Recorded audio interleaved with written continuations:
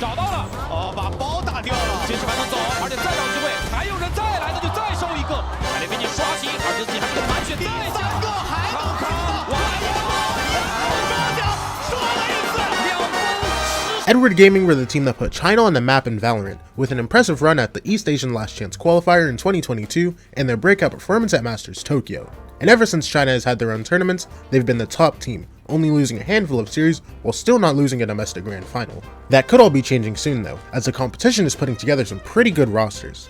In the past few months, all the top teams in China have been playing in the China Evolution Series, a 3-stage long tournament series where teams would earn points to play in the China Ascension Tournament. Some of the teams that participated were chosen to be in the partnered league anyway, such as EDG and FPX, but others weren't as lucky, such as Rare Atom, who have been the clear second best Chinese team. During the China Evolution Series that took place between champions and the end of 2023, Rare Atom placed 2nd, 3rd, and 2nd. Unfortunately, since their organization did not get selected for VCT China, Rare Atom had to play through the Ascension Tournament. And even though they were going in as the clear favorites, just like in EMEA with Apex, they lost in the grand finals. And although they lost, almost the entirety of their team has made it onto the same team at JD Gaming, a partner Chinese team, with all 5 of their players moving over to JDG along with their head coach Val Analysis. Now of course, with the import rules in the partnership leagues, they're only allowed 1 import player, which created a problem for the JDG team, as their star duelist 2 and their IGL yoman are both Korean.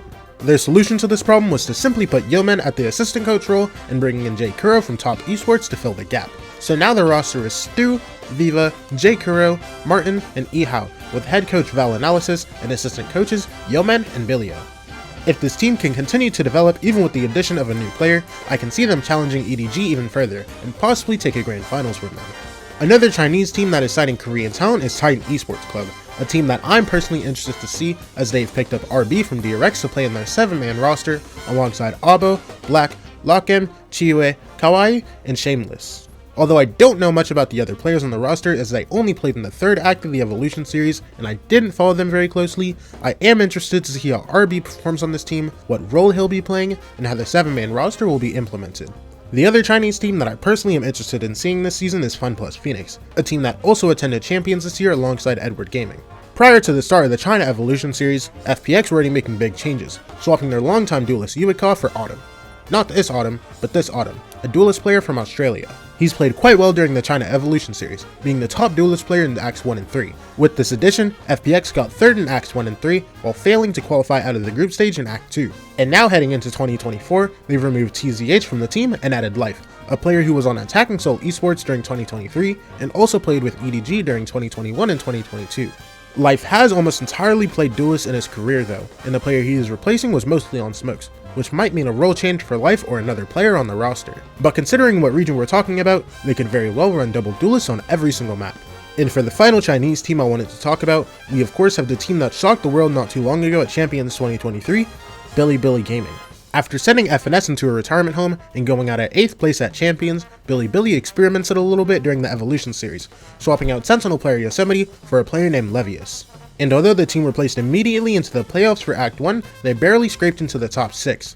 And after this poor performance, they brought back in Yosemite for Act 2. Even so, after fighting through open qualifiers, the team could not qualify for the main event, leaving it down to Act 3 for them to redeem themselves. And even after getting to the main event, they were eliminated at dead last in playoffs, officially ending their season. Now of course these performances meant changes were coming, but instead of Yosemite being on the chopping block, this time it was Rin, as he would be gone from the team to make room for the newest player, Bear. Hopefully this team can find their stride again in 2024, as a lot more eyes are on them now that want them to succeed. And that's it for the teams that I wanted to talk about. Are you excited for the addition of a new league? I know I am. I do plan on watching a lot more Chinese Valorant this year to make more videos like this, but of higher quality, so stay tuned for that. Anyways, that's it from me.